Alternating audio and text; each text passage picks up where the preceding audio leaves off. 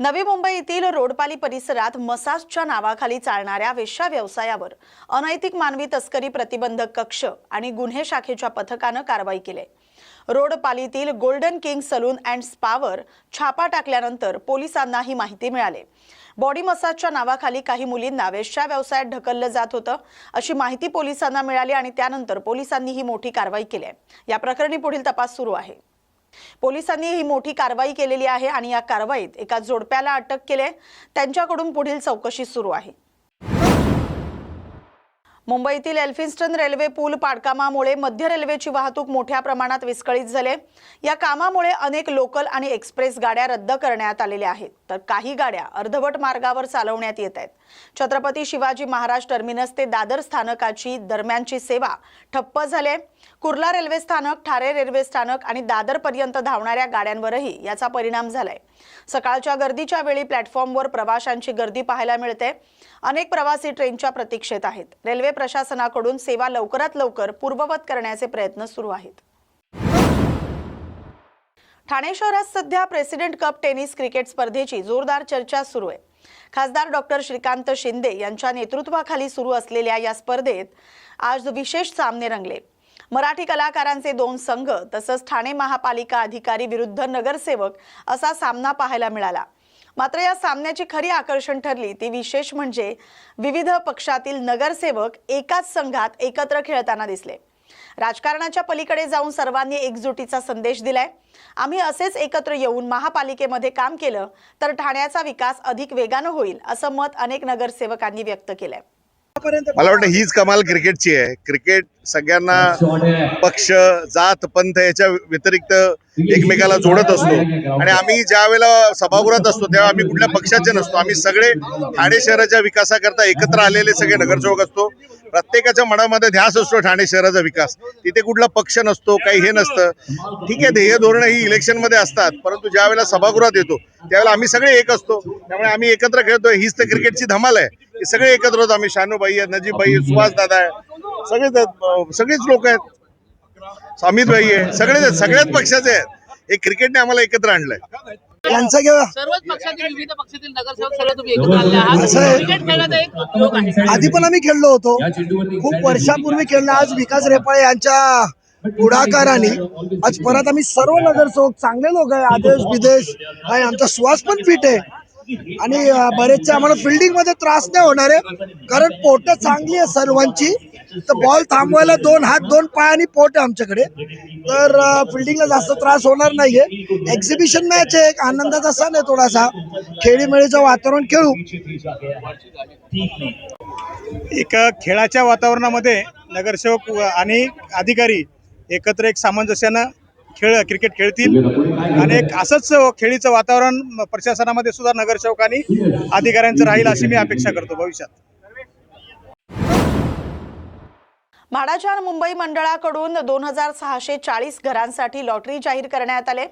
Online अर्ज प्रक्रिया 30 मार्च 2026 रोजी दुपारी 3 वाजल्यापासून सुरू झाली। या योजनेत अत्यल्प, अल्प, मध्य आणि उच्च या उत्पन्न गटांसाठी घरं उपलब्ध आहेत। सर्व गटांसाठी अर्ज शुल्क 590 रुपये ठेवण्यात आले। अनामत रक्कम गटानुसार 25,000 ते 1,50,000 रुपयांपर्यंत निश्चित करण्यात आले। घर न लागल्यास अनामत रक्कम परत मिळणार आहे। अर्जदारांना आधार कार्ड, पॅन कार्ड, रहिवासी प्रमाणपत्र, उत्पन्न दाखला आणि फोटो ही कागदपत्र ऑनलाईन अपलोड करावी लागणार आहेत। तसंच अनामत रक्कम भरण्यासाठी नेट बँकिंग, क्रेडिट आणि डेबिट कार्डचे पर्याय उपलब्ध करून देण्यात आलेत। घर मिळवण्याची सुवर्ण संधी उपलब्ध झाल्यानं इच्छुक नागरिकांनी वेळेत अर्ज करण्याचे आवाहन करण्यात आले। कोकण रेल्वेवरून धावणाऱ्या महत्त्वाच्या गाड्यांच्या सेवेत तात्पुरते बदल करण्यात आलेत। काही एक्सप्रेस गाड्या आता पनवेल पर्यंतच धावणार आहेत। मध्य रेल्वेकडून छत्रपती शिवाजी महाराज टर्मिनस ते कल्याण विभागात प्रभादेवी उड्डाणपुलाच्या कामासाठी विशेष ब्लॉक घेतल्यामुळे हा निर्णय घेण्यात आलाय। यामुळे जनशताब्दी एक्सप्रेस, तेजस एक्सप्रेस आणि कोकणच्या एक्सप्रेससह काही गाड्या पनवेल पर्यंत चालवण्यात येणार आहेत, तर काही गाड्यांच्या वेळापत्रकात बदल करण्यात आलेत। काही गाड्या उशिराने धावणार आहेत। प्रवाशांनी प्रवासापूर्वी वेळापत्रक तपासण्याचे आवाहन करण्यात आले। दरम्यान ब्लॉक कालावधीत CSMT ते दादर दरम्यान उपनगरीय रेल्वे सेवा पूर्णपणे बंद राहणार आहे। ठाणे डोंबिवली दरम्यानही प्लॅटफॉर्म वाढीच्या कामासाठी विशेष ब्लॉक घेतला जाणार आहे आणि म्हणूनच प्रवाशांनी या बदलांची नोंद घेऊन पर्यायी व्यवस्था करण्याचं आवाहन प्रशासनानं केलंय। चेंबूर परिसरात गॅस सिलेंडर टंचाईमुळे संतप्त नागरिकांनी शिव पनवेल मार्गावर रास्ता रोको आंदोलन केले। भर उन्हात तासनतास रांगेत उभं राहूनही सिलेंडर न मिळाल्यामुळे नागरिकांचा संताप अनावर झालाय। आंतरराष्ट्रीय पातळीवरील इराण अमेरिका इस्रायल संघर्ष पार्श्वभूमीवर देशात गॅस पुरवठ्यावर परिणाम झाल्याचं सांगितलं जातंय। पूर्वी 2 दिवसात मिळणारा गॅस आता 15 ते 20 दिवसांनी मिळतोय, त्यामुळे नागरिकांना मोठा त्रास सहन करावा लागतोय। दरम्यान आंदोलनामुळे मार्गावरील वाहतूक काही काळ विस्कळीत झाली। माहिती मिळताच पोलिसांनी तात्काळ घटनास्थळी धाव घेत नागरिकांची समजूत काढली। त्यानंतर आंदोलन मागे घेण्यात आले आणि वाहतूक पुन्हा सुरळीत करण्यात आली। शिवसेना ठाकरे गटाचे नगरसेवक सचिन पडवळ महापालिका सभागृहाच्या पुढील बैठकीत मुंबईच्या सर्वांगीण विकासासाठी महापालिकेवरच केंद्रीकरण करण्याचा ठराव मांडणार आहेत। मुंबईमध्ये MHADA, MMRDA, metro, MIDC, SRA यांसारखी अनेक प्राधिकरणं अस्तित्वात आली असली तरी समन्वयाच्या अभावामुळे शहराचा विकास अडथळ्यात आणलाय।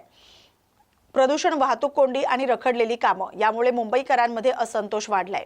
सचिन पडवळ यांनी सांगितले की मुंबईचं सुनियोजित आणि सुस्थितीत व्यवस्थापन करण्यासाठी कायद्याद्वारे स्थापित झालेलं एकमेव प्राधिकरण म्हणजे मुंबई महानगरपालिका असावे, ज्यामुळे कामं वेळेवर पूर्ण होतील आणि करदात्यांच्या पैशाचा योग्य वापर सुनिश्चित होईल।